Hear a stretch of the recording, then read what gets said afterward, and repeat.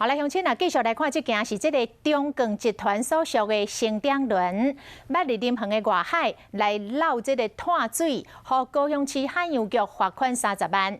这届佫疑似风伤强，把这个船尾的一条钢索扫登去，其他钢索嘛载袂掉，对咧嘛登去，所以规台船安尼偏移，佫弄到另外一台轮船，好哩加载，无人受伤。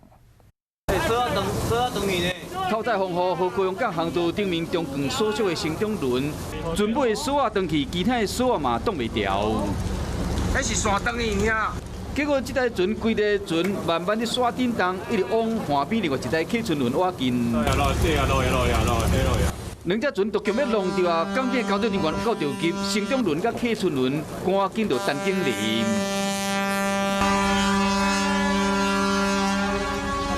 无偌久，港边的警笛声嘛伫弹，现场有够紧张，也不意外嘛是发生。升中轮去弄到客船轮，弄一个真大声，煞来要弄到港边的天堑。高价也对呀！